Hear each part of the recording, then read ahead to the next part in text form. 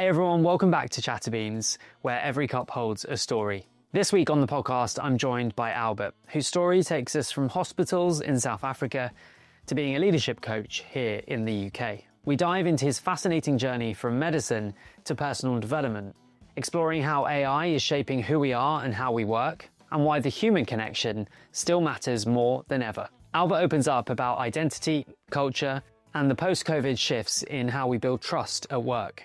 We also touch on body psychotherapy, emotional awareness, and what it really means to lead with empathy, authenticity, and presence. This really is an inspiring chat about transformation, growth, and staying human in the age of technology. Let's get into it.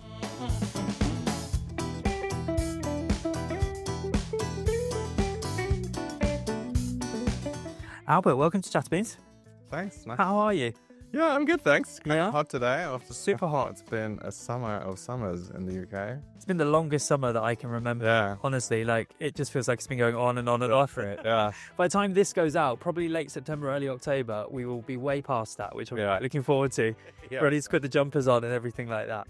Exactly. Thank you so much for coming along. So a friend of ours, Mifa, who has coached me for a number of years, put me in touch with you. So I don't know much about you. So wherever you want to start, tell us about your life. What does it look like? Sure. Yeah. Yeah, wherever you want to start. Wow, big question. Big question. So the accent's South African. So I come from South Africa, moved to the UK 2017. So just shortly a few years before the big P. Yes. So I grew up in South Africa, studied medicine initially, then worked as a GP for a couple of years. And then I just really got frustrated with the health system. It's obviously different to the UK, but similar in the public health system that you see patients kind of churning through like a sausage machine. And you end up treating plasters and pills and sick letters. And it felt like I was not really making the difference that I was hoping for. Okay. And so I started looking into how do I support people especially with lifestyle choices, because that's the thing that most people actually have problems with is hypertension, diabetes. Yeah. So lifestyle related conditions. Yeah. And that got me onto a journey to do coaching, to start supporting people basically in where they make their choices before they end up in the hospital. The way that I like to think about it is I started at the waterfall's edge and then worked my way up. And today I work more in leadership coaching. Helping people make better choices, not just in terms of personal lifestyle, but also how do I run my company? How do I support my people? Yeah. The company that my partner and I started is called Be Fully Human. And I guess that's the golden thread for me, really, is what does it mean to be a human being in this day and age, especially in this day and age when it feels very confusing and challenging. And with AI on the rise, there's a lot of new questions, existential questions we're facing. So it feels like it's a bit of a beast, but it feels a lot more stimulating, I think. Does it? Yeah, than just helping people with participles and symptoms. I feel like if I can help someone think through the bigger questions and work through what they actually need to do with their life day to day, then that feels more like the kind of impact that I want to make. So who do you mainly work with?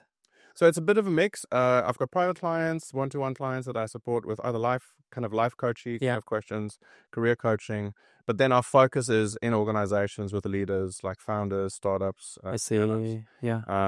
Just because it feels like if I can help a leader think differently about how they run their business, there's hopefully a bigger impact with their employees, with their partners, with anyone else they work with. Exactly. And hopefully that has a ripple effect rather than, catching people at the edge. Yeah. Already made all that. I love that analogy. Yeah. So the medicine stuff, you don't do much with it anymore? Not at all. Yeah, really. It's funny because a lot of people would think it's a big pivot. Yeah. It's like, I studied so long and why are we giving up? Yeah. For me, it felt like a very natural progression, actually. It felt like the foundation of understanding how people function physically, how we function as a body, as a human body. Yeah. That informs so much of the work that I do these days. But yeah, it's not the conventional route. Funny enough, a lot of GPs, I think, especially the young ones, are starting to pivot out of medicine for similar reasons. The health system's oversaturated. Yeah. We want to make health impact. Yeah. And it's really hard to do when people are overwhelmed with disease. So how do I support them? I need to move upstream. I need to actually support people with the choices. Exactly. And do you think AI is going to play a part in medicine? Because my day job is AI and consulting AI with government organizations. So for me, I'm actually about to start a master's as well in AI. Yeah. I find it very fascinating, but I'm asking these big questions, particularly we're talking about having a child, and it's like, what is the world going to be like in the future for them? Yeah, I mean, in 2 years, what's the world going to be like? Never mind 20 years. Exactly. Yeah. Yeah, no, AI is definitely, I mean, we can already see the effects. And I think that's one of the challenges. The way that I work when I do consulting as well for leaders or with founders of companies is, yes, look at AI, look at the tools, but the tools will be churning, especially for the first growth stage we're in. But more important than that is look at the people. How is it impacting me and how I think about my work and my meaning? Yeah. A lot of people are facing these big existential questions now. Yeah. Because AI can do something that you would have done before. And so what is my worth? Where do I find satisfaction? Yeah. So it's definitely impacting the health space. I'm not sure to what degree. Yeah. There's a lot of good use cases. Yeah. What's interesting to me is how is it impacting us as people? Does it make us think about it? That's what you're all about. Yeah. Yeah. So growing up in South Africa, how was that? Do you miss it? I do. I mean, I miss the weather, not this summer. I miss the weather normally. And the people are like the English, in our experience, the English is a lot more reserved than South Africans. We're a lot more direct. Really? Yeah. Okay. So I miss that kind of, I guess, more forward, straight to the point culture that we have. Also a very diverse culture as well in South Africa. Yeah. So I miss a lot of that energy, I guess, of the people and the weather and the climate. But I do find, living in Europe has given me so much access to different cultures, different schools of thought. We're obviously ahead of the curve with a lot of development. Yeah. So you can never really say what is better or worse. It's just have to choose. Just different. Battles. Yeah. Yeah. Exactly. Yeah. Exactly. Do you miss parts of it? I definitely miss parts of it. Going back, we try to go back once a year, my partner and I, just to go and have some sunshine. So we break up the winter. Yeah. So we fly December, January, then we get some sunshine, beaches, Yeah. good wine, good company, great food. I mean, I can definitely promote Cape Town. It's one of the best. I'm hearing it's becoming like one of the. So I do a lot of high rocks. I don't know if you know about high rocks, but it's like a fitness event, and they're just taking it to Cape Town. But I'm hearing about it in other realms as well. It's like it's becoming the destination. Yeah. I've always worried, being a gay guy, going to South Africa. Is that wrong? That's a really good question. Funny enough, I don't think. I think South Africa was actually the first country before the UK to make gay marriage legal. That doesn't mean the oppression and all the usual, prejudice that we experience all over the world isn't there. Yeah. But I don't feel unsafe as a gay man because I'm also gay and I'm married as well. Yeah. I got married in South Africa and moved. Did you? Huh? Yeah, just before, because my partner's also South African. He lived in the UK. We met when we were there, long distance, 2 years, and then got married there and moved here. Wow. Mainly for work opportunities and just to see the world. But I think going to South Africa, it depends where you are in the country and who you're exposed to, like any other country. Of course. Yeah. But I don't think it's as bad in terms of oppression or overt violence towards gay people specifically. Good. It's just a more tricky country to be in terms of violence and crime than it is in some other places. It's like anywhere, I suppose. You have to choose your... Be aware of it. Yeah. Even in London, you have to be careful in some parts. Always. Keep your phone on your person. Especially around here. But anywhere, I suppose, now in London, it's just, it's crazy. So your work, obviously, that's keeping you busy, like day in, day out. What's your long-term goal with that? Like, what's your ambition? Yeah, and your vision. Long-term goals, it's a tricky one for me. It's ironic because my job is to support people to set goals and reach them. But I think about it. Yeah, exactly. I don't really think that long-term as I do. I feel like I work in a bit more of an emergent way. Okay. It depends on a year or two what new projects come up. Yeah. For me, the aim is really to keep the thread of the consulting work going, to coach clients one-to-one, to impact businesses.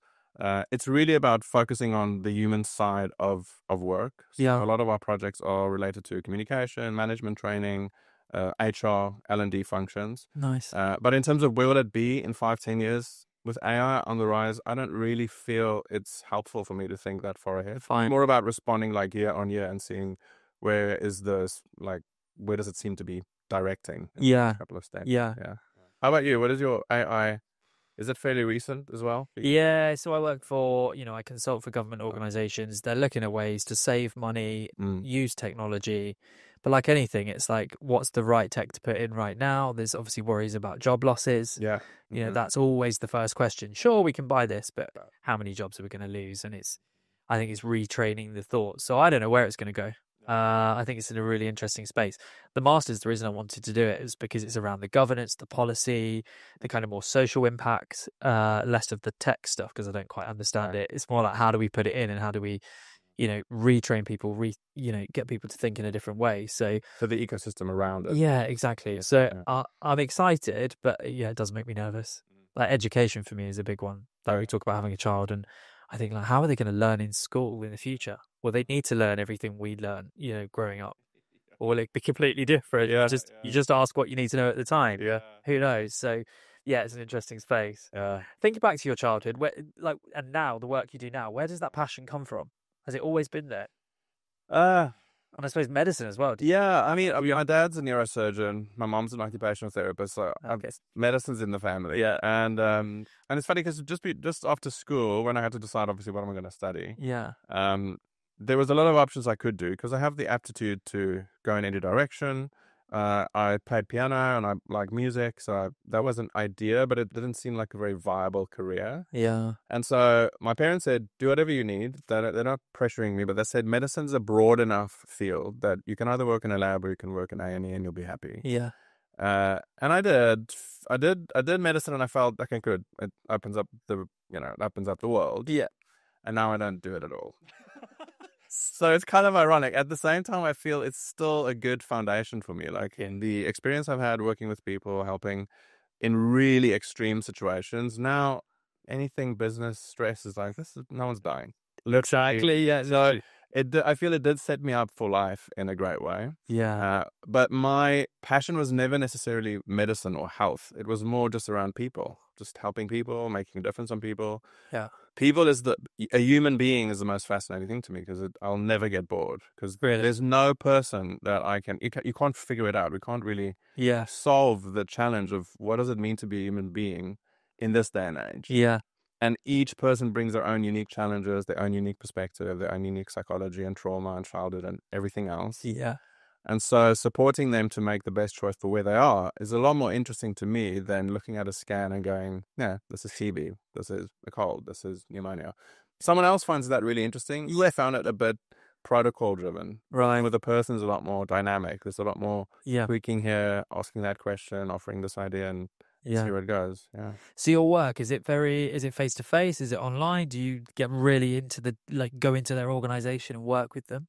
It's a good question. So it depends. Most of the work's online, simply because it's easier. Yeah, of course. When we do leadership training, I like to work in the organization. I like to work with the teams. Yeah. Especially when we work with culture change programs. Having leaders around the table and hearing how people talk and watching the interactions, and then helping them see those patterns, I find it more interesting. Yeah. I find it a bit more impactful than sitting on another Zoom screen where people can kind of zone out. So it depends on the depth of the work that we do, but it's spread out in terms of the project. The stuff that I enjoy doing the most is actually more in-person, group-based leadership work. Like, I use the Enneagram. I don't know if you're familiar with psychometrics. So, like MBTI, Myers-Briggs, or 16 personalities is one of those personality types. Myth has done them all with me. Yeah, Chrissy has. I've done the Enneagram with her as well. So the Enneagram works on, just in a nutshell, on 9 basic numbers, and then each of those numbers are variable, so it's quite complex. Yeah.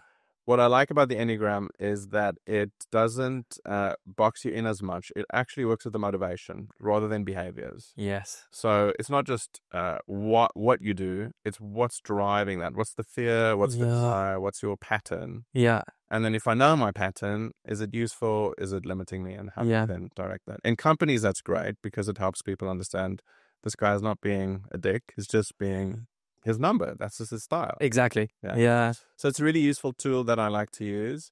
And in team settings, especially, that's really helpful because it builds empathy. It also helps people understand, oh, this is why I do this pattern, and how do I need to adapt that slightly for someone else? Yeah. It's different to me. Do you think the focus has changed since COVID? Because I'm just thinking about my roles now. Like, I go into organizations, sure, I'm consulting, so I'm less of that kind of permanent leader. Like, whereas before I was a assistant director or I was head of a service. Now I kind of go in, do a piece of work and come out. Do you think some of that about understanding each other in a team, do you think that's changed or disappeared? As in, because people work online more? Yeah, it's just almost about getting on with the job, and you focus less on the person in the team, because that's what I find now. That is a fact. And funny enough, we're also seeing the fallout of that people feel they're satisfied in jobs, they feel more anxious, they feel less clear about their roles, their function, their impact, because there's not that direct feedback. Yeah. I mean, when we moved online and then moved to hybrid, and then some companies force people back, this whole dance of online or in person. Yeah. I think one of the big things is people work better with people. Yeah. People also find people most frustrating, which is why we sometimes want to replace people with AI. Yeah. But we don't find as much meaning from work as we find from the relationships at work. Yeah. And so what I've found is when we work with teams, especially, there's a big appetite for people to just come together in the same space, hash things out, do a bit of a workshop. Yeah. To build trust, to get to know, this is actually who you are, rather than, this is the Slack message you sent me. There's so much that gets lost online that we can hash out quickly in person. Yeah. So yes, it's definitely changed in terms of people want to be efficient. They want to stay remote. They want to be able to look after their kids. Yeah. There's a cost. And so how do we make up that cost? Usually we try and do that by getting people back in the room, at least to a degree, to build that trust, to have that conversation, to make that stupid joke as well. I mean, that's how we... This is it. Yeah. Too much is taken out of context, isn't it? On a Teams message, Slack message, whatever you say, even on a video call, sometimes people, because you haven't seen them start to the end of the day, you don't know what they're going through, I suppose. So, yeah, I always try and bring people together, at least at the beginning of a project, to get to know each other, or when someone new starts in the organization. It's so important, yeah. And it's funny because it has a business impact because of the people trust each other. A lot of the companies that we see, the leaders call us in because they feel there's a split, but they don't know how to address it. Right. They don't want to bring people back into the room. Yeah. But and it's this unspoken lack of trust or erosion of trust, I think, that happens simply because you haven't spent enough time with someone. Exactly. To go, I get what he's about. Yeah. You forget that. Yeah. That's really how we work as well when we do work with clients, is we try to bring in that model of, yes, there's the conceptual part, but then there's the emotional, relational part, and then there's the physical part. Yeah. Which a lot of the leadership programs don't do because, it's all head-based. So I'd often focus on neurological training, supporting people with stress management. Yeah. Because if you're overly stressed, you're overly emotional, the mind just shuts down. There's no... Yeah. Yeah. Are leaders open to that? Because I imagine some of these companies are just come in and help us, get things right with the project. Or, Absolutely. I mean, you get that. I think most people are more open to it now because there's more literature out on it. Yeah. And when I share the model, most people will be saying it makes sense to them, right? Yeah. But are they willing and able to get fully into the work? Not all the time. So it depends on the companies. The more progressive companies are a little bit more open to it. Yeah. The more traditional corporate companies actually prefer to have things segregated. That's part of what makes them function. But that's not my ideal client anyway. Yeah. I prefer working with people who recognize the human body is part of exactly my function. Good.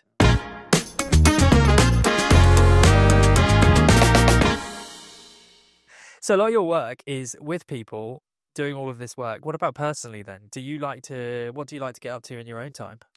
In my own time? Well... Are you quite a sociable person? Not really, ironically.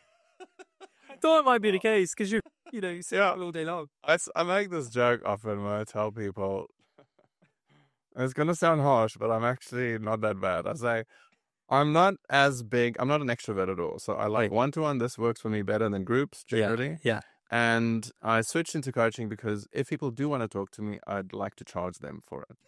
Right. But the reason, and it sounds awful, but it is often when I was working, because I did a stint as a consultant in a health tech startup, helping them set up. It was just before, I think when apps were still new, 2012, 2014. They've developed an app to talk to doctors online, basically, health advice. And so I worked a little bit more in the startup context, not just in medicine, which was new. And in that whole setup, I thought, why do I have to manage people when I'm not being paid to manage them? Because people are difficult sometimes to work with, right? That's the whole point.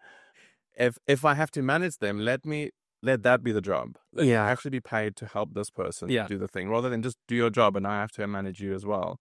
So I find it easier to work with people one-to-one. And then in terms of socials, obviously I have, friends that I like to hang out, but I like outdoors. We moved out of London a couple of years back just to get out of the city. The city is a bit mad for me, especially coming from Cape Town. Yeah. And these days, we come in, we see friends on and off for a buzz in London. Yeah. And then I'm back out in the woods. Yeah. I love it. Love nature. Do you? Yeah. Walking Yeah. in nature. Yeah. Yeah. That sounds amazing. That's my jam. Yeah, I love that.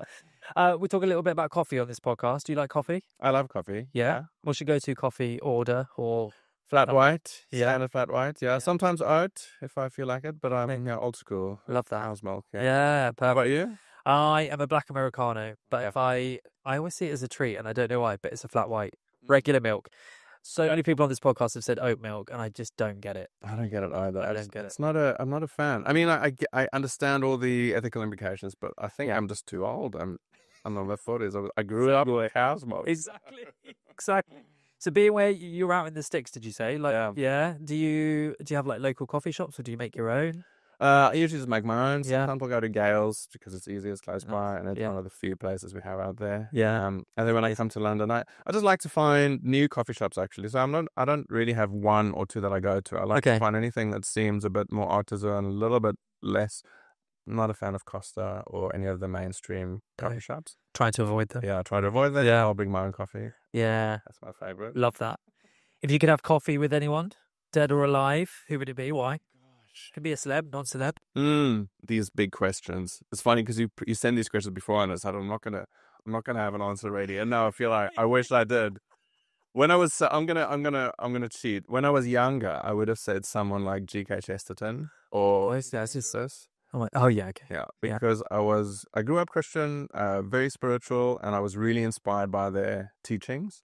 And then I came out as gay and had to work through all my belief systems. And now I'm in this in-between space of what do I believe? I still think someone like Chesterton would be someone interesting to talk to. Maybe because they wrestled to some of the Christian... they wrestled through Christianity in a way that I felt they made sense of it for themselves. Yeah. And then just preaching about it. Yeah. And so maybe bringing something like, homosexuality to them in a conversation would be really interesting.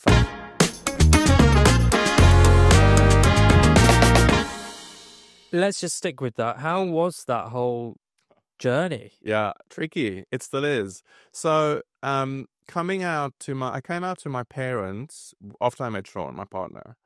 They knew, but it was always treated like a struggle. In Christianity, being gay is the struggle you need to resolve in some way, shape, or form. Yeah. And then I came out. My family is still very religious, so we have a amicable relationship, but we agree to disagree. Really? Things, okay. Which is quite hard. Yeah. Sean's family is a lot more liberal. My family finds it really hard. They can't reconcile it with their belief system. Sean's family is non-religious, so they had to wrestle through the usual social acceptance bits, but they're accepting and loving and caring. I think the trickiest bit for me these days is it's like you come out and then you come out again and then you come out again. Unless I think for some of us, we come out in different degrees because I at least find I have to reconcile parts in myself. Yeah. To how okay am I being a gay man in the world in this context or in that context, or like you two thinking about kids, having a kid, being a gay couple. Yeah. So there's these degrees of coming out, and in therapy, the model that helps me the most is this idea of different parts, right? So, in internal family systems, it's a therapeutic model. This essentially says that we have different parts in ourselves, and the work we do as adults is to bring some of those parts that we exile or that we hide or that we repress into the family and make room for them. Yeah. So the part of me that's gay, the part of me that's a musician, the part of me that's silly, the part of me that's professional and composed, all of them need to have a space in a world. And I need to find a way to live with these different parts of myself. So that's been an interesting, challenging, but very gratifying journey. I feel the man I am now, having been married now 8 years, and out 10 years, is definitely a better version of myself than I was before I came out. Really? Yes, and it's partly because I came out, so I'm kind of making peace with who I am and enjoying all the different parts of life. Yeah. But I think also because I've faced the difficulty of being a human being. You know, my brand of that is being gay. Someone else's brand of that might be being a single mom or having some disability or whatever it is. All of us have a brand of something that we're contending with and go, ugh, this is difficult. Yeah. It's difficult internally and it's difficult relating to other people. Do you think you found it harder because you came out later? When did you realise? Yeah, well, I've never been straight. I've never felt like I was attracted to women. So I knew very young, and then it was just a split. So then it's almost like the gay me and then the public me, the Jesus boy, right? Yeah. This wrestling match. Yeah. And then I just got tired when I was in my mid-30s. I just thought I'm really trying hard to make it work, but I can't reconcile two parts of myself, and I'm just exhausted. Was it because of the religion you were trying to suppress it almost, or to put it to a different... Yeah, and I think there was definitely something in Christianity that I was drawn to. Jesus as a person and the beliefs and the values that I was grew up with, I still find them like foundational to who I am. You know, making good choices, not just living for yourself, not just living self-indulgently. So there's a lot of good that I got from that. Yeah. But the fundamental denial of your being gay or living a gay life is wrong. I couldn't reconcile that. So I had to go, I love this man, Sean, who I met, and I have to follow the impulse of what love seems to be bringing. And I feel that's the essence of what I was drawn to in Christianity as well. Yeah. People will disagree, but that's what we have to contend with, right? Exactly. It's having to come to terms with who I am in the world today. But I also think what's interesting is when you said, is it because I came up later? When I meet younger gay men, it's so interesting how different it is for them. I don't know how old you are. 34. Okay, cool. So mid-30s, mid-20s. He's late. Each generation is so different in terms of how they feel about their sexuality because the context is less demanding. I speak to friends of mine who are mid-50s, and some of them are almost... not resentful because they're bad people. They feel a little bit of bitterness because they fought so hard. Yeah. And then the rest of us seem to have it so much easier, which is true. Yeah. And so each generation younger, at least in some contexts, have it a bit easier. They just don't have to contend. I do find it hard at times. Yeah, I think so. Oscar, if you speak to him, he's like, he always knew he was gay. So for him, it was never coming out. It was just, that's who he was. And I think that's very much that generation and younger. I came out at 23 when I moved to London at 22 from this small town. And I think it was that did it. But that took a while. And in certain scenarios, like even now still, I was just having a podcast earlier recording. And I think about the job that I do in a government setting. I can't quite be 100% myself. I wouldn't wear certain things to work because I still have it in my mind that I'm like, I should be this certain leader or consultant kind of thing, which is sad. And Oscar says it to me at times. He's like, I think you do. He doesn't mean it in a super bad way, but questions whether I have a little bit of internalized homophobia. And I don't think I do, but I think it's the box that I was in for so long. Yeah. I do struggle with dressing a certain way or holding his hands in certain parts of London, even in London. So, yeah. And then when we talk about kids, I'm like, I couldn't imagine raising a child here. Oh, yeah. We're thinking about Canada. So it's really interesting. It is interesting. And I mean, the internalized homophobia as a term, I get it. I also don't love it because it pathologizes things. Yeah. Because I have a similar challenge. Well, partly because I grew up Christian and then grew up and being a doctor, there's an expectation to present certain parts of yourself and to hide other parts. Yes. Same in corporate, right? In certain corporate sectors, your people take you more seriously when you present more masculine, when you present more to the white male stereotype. Exactly, yeah. And so I think sometimes we negotiate parts of ourselves out of the room in service of what we think is needed. Is it bad or good? I don't know. It's functional as well. I don't think there's a simple answer for it. Yeah. I think it's good that we're able to have even this conversation, right? I'm thinking we're having a very honest, open conversation. Yeah. This is going public. Yeah. And part of me is going, how okay am I with being as public? Yeah. I think that's a problem we all face these days with social media is how much of myself is visible to the world, and am I okay with them seeing me as I am? Particularly when you have this job where you're working with leaders, and I'm the same. Like, I haven't dared share this with any work colleagues, even though loads of them would love this podcast. Yeah. I just feel like it's a very separate life almost, and I don't know why. Yeah. Yeah. How It's interesting because also, yes, there will be people who judge you. Yes, it will impact your work. Yeah, For better and for worse. totally. For me, at this stage in my own journey, Yeah. if you want to call it that, it's more important for me to bring more of myself forward more often and test how comfortable I am with the impact. Yeah. Because having grown up, I've overcompensated to the other side. I've overcompensated thinking, how will this land? How will this sound? What will people think? Yeah. What can I share? Forget about just being gay. It's just about how much can I be open with my opinions and my silliness, and maybe, opinions that aren't that popular. Yeah. And just let that be part of who I am. And But like you say, there's good and bad, right? there's good or bad. Yeah. Yeah. I love that. And you can't control, I think you can't really control as much of the impact as I like to convince myself that I can. Yeah. Oh, I love that. Yeah. I needed that answer. Yeah, I did. Just need reminded by other people sometimes, because I honestly, it's a daily struggle sometimes at work. Like, what do I bring? What don't I bring? Yeah. Is it going to affect me getting this type of job? You know, like, so your relationship with your parents now, how is it? How is it? It's Do they speak to Sean? Do you? we talked. Yeah, we can meet up. We can have lunch. We can have conversations. We can talk around the subject. Fine. They have certain principles, and it's really interesting, right? Because like when it first, they had to obviously come to terms with it after I had to come to terms with it. So I needed to give them time. My dad has a rule that we can't stay with them when we go to South Africa, and he said it's because his beliefs just don't allow for that. They will hang out with us, but their belief is if we live with him in whatever form, they're condoning our lifestyle. And some people would say it's very backwards and it's very judgmental. And I'm thinking, I get it, because that's their beliefs. We have our beliefs. I have beliefs. So I respect that. And ironically, when I did my speech at our wedding, they didn't attend, obviously. And that's very sad, still for me to this day. But one of the things I said in my speech is, I can stand here today making this choice. That's a difficult choice because I know the impact on my family. Yeah. But I do this in the same way that my parents can stand by their beliefs. They've instilled in me the capacity to make really hard choices for something I believe in, even if it creates tension and challenge and rupture in other areas of life. Yeah. So it's a bit of a paradox. So we have an okay relationship. I can call them. We can chat about stuff.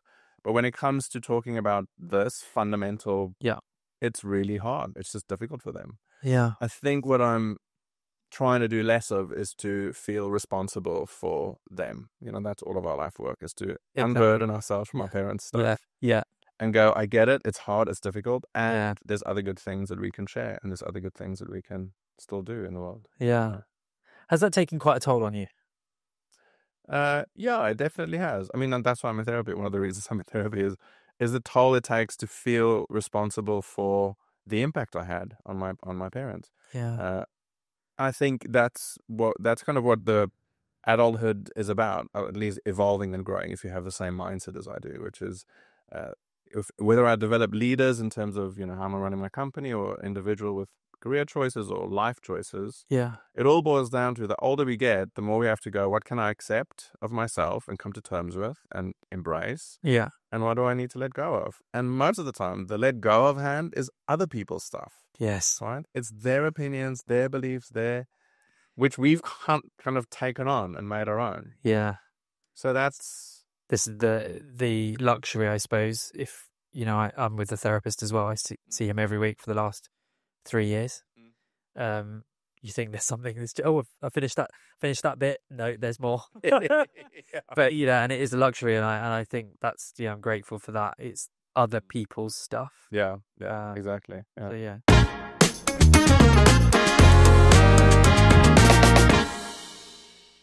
Is there a life lesson or a bit of advice that's like stuck with you, or you've got that you'd love to share? Many life lessons. I think the one is maybe, and I'll kind of tie it back to what we do in the work, and I guess where I'm focusing in my therapy.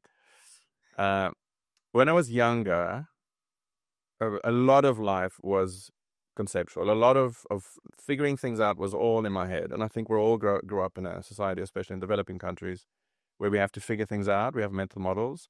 And as I grew older, I realized this part, my heart, needs a lot of attention as well, which is, when you have to work through the emotional side and the impact of things.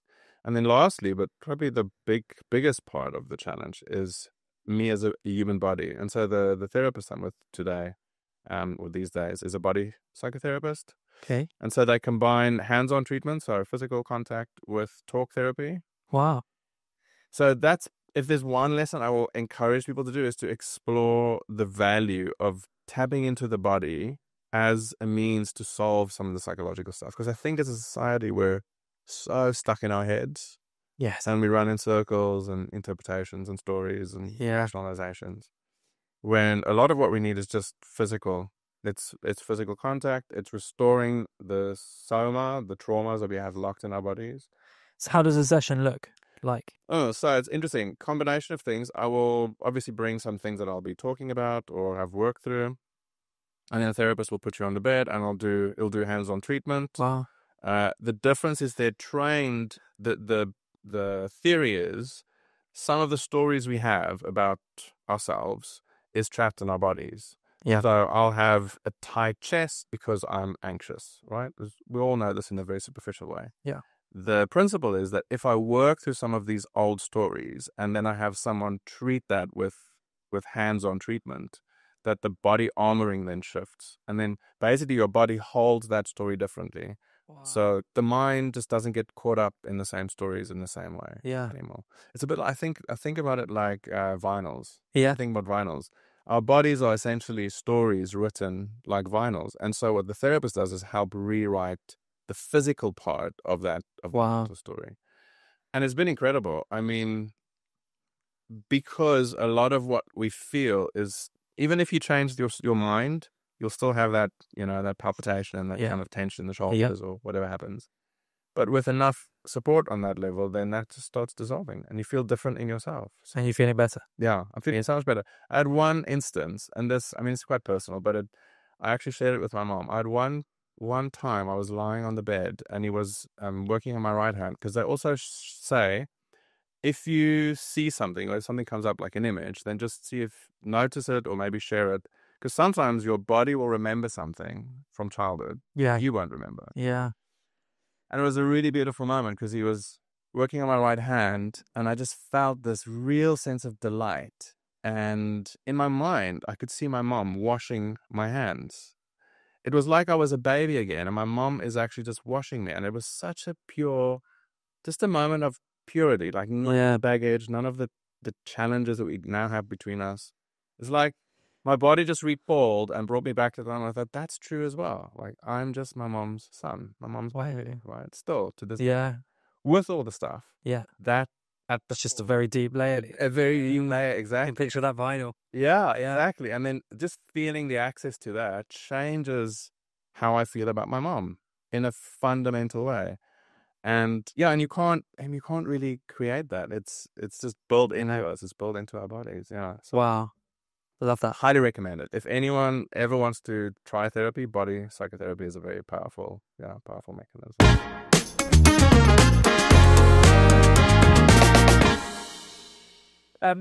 Final kind of serious question. We're going to do the quick fire round to wrap things up. But when do you feel most like yourself? A few things come to mind. Okay. I know I feel most like myself when I'm on the couch watching crap TV on my own, just eating crap. Basically. What do you watch? I love animes. Animation, I love like various animes, like weird little bits of the internet, I guess. Yeah. Just fantasy, sci-fi fantasy, and love it. I really love that. Yeah. When I feel like I'm just kind of in my own little world, I love that moment. Yeah.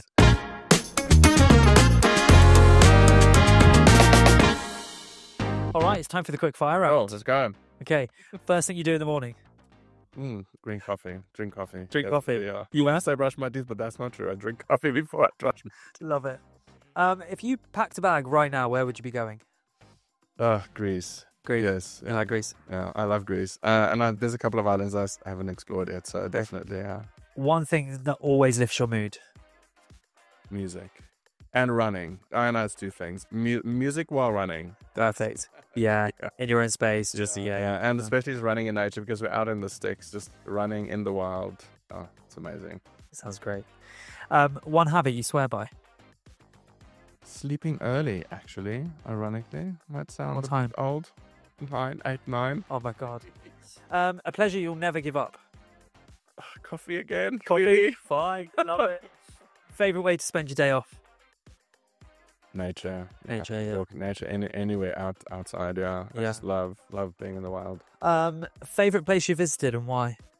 I would say Greece, and I would say Cape Town. I mean, it's not visit, it's home, but it's a great place to visit. Yeah. It's just going back home just feels, it's something. It's right. Yeah, of course. Yeah. I'll put it on the list. Yeah. If you could time travel, would you go forwards or backwards, or stay right here? Oh, I think I'll just go backwards. Yeah, to where? Forwards, but it was that. I agree. Yeah. Where would you go back to? Oh, that's a tough one. Maybe at the turn of the century of the Industrial Revolution somewhere. Yeah, Yeah. It was the golden era. Something about the 1920s just seemed really romantic, and I want to go back there probably to destroy every romantic notion I still have of it. Exactly. And finally, one small amount of joy you've experienced recently. Yesterday, I went for a long, long walk by myself to a different little town, like 12 kilometers of just through the countryside. Nice. And it was just so lovely. One, just to be able to do that and just take off and walk and then to call my partner and say, pick me up, I'm done walking now.